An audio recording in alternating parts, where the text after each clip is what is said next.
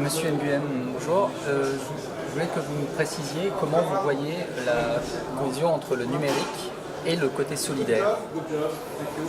Oui, la meilleure façon de vous expliquer cela, c'est de vous présenter des cas concrets. Ce sont des solutions que nous mettons en place à l'heure actuelle au profit d'une province du Vietnam, notamment une province située dans le delta du Mekong. Et cette province comporte 10 hôpitaux et qui répond aux besoins de santé d'1,3 million habitants. Au fil des années, moi-même, j'ai dirigé des associations et nous avons mené des actions de formation de médecins, de personnels médicaux dans cette province. Et on se rend compte qu'on ne pourrait pas progresser rapidement.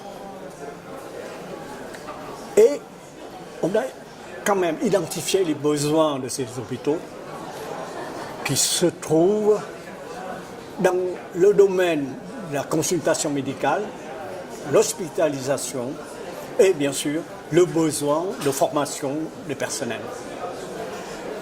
Ces hôpitaux sont submergés de patients. Par exemple, un hôpital qui consulte quotidiennement 1000 patients avec 13 médecins. Ce n'est pas pensable. En plus, cet hôpital qui possède 250 lits et doit recevoir plus de 450 personnes, à la fois pour des traitements, si on peut dire, généraux ou plus ou moins graves, mais également il doit s'occuper des personnes en post-traitement ainsi que des malades atteints de maladies chroniques.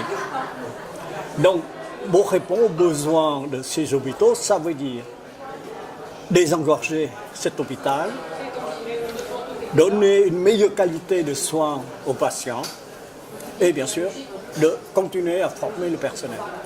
Pour cela, les solutions que nous avons prises sont les suivantes. Il faut délocaliser les consultations médicales vers des villages, vers des dispensaires qui se trouvent dans un environ de 30 km, d'organiser des consultations mobiles à l'aide de minibus, à l'aide des bateaux, parce que le delta du Mekong est une région pratiquement inondable, qui se trouve à 1 mètre d'altitude par rapport à la mer.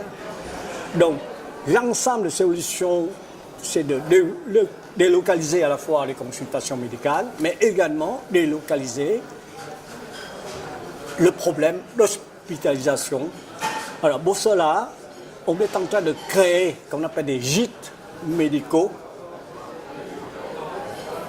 dans les villages. On utilise, comme je vous ai dit tout à l'heure, des bus de télémédecine ainsi que des sambans, des bateaux locaux équipés de moyens de télémédecine. Donc ce sont des solutions aujourd'hui indispensables et sans les technologies numériques, on ne pourrait pas répondre à ces besoins. Et c'est là où ce que j'appelle aujourd'hui le développement indispensable d'une économie numérique villageoise. C'est à partir de là qu'il faudrait équiper les gens du village, former les personnels pour travailler en étroite relation avec les hôpitaux de ces provinces. Merci. Et qu'avez-vous pensé de l'événement d'aujourd'hui et des actions des territoires du cœur? Moi, je trouve que ces actions ont vraiment une avancée considérable. Parce que déjà, les centres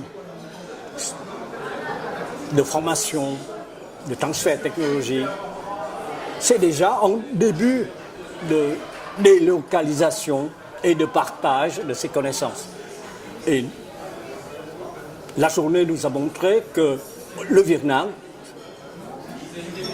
nous, notre équipe, nous serons très heureux d'accueillir ce modèle chez nous, puisque nous sommes en train de construire un télécentre de télémédecine technologie à Ho Chi Minh Ville au sein d'une organisation universitaire francophone qui est équipée des moyens des réseaux TED3, parce qu'en général, le Vietnam est très bien équipé en réseau Internet et des moyens de 3G.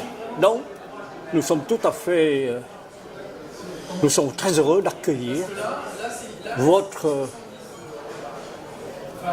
expérience dont on a besoin pour conforter et consolider ce futur centre de télémédecine au Vietnam.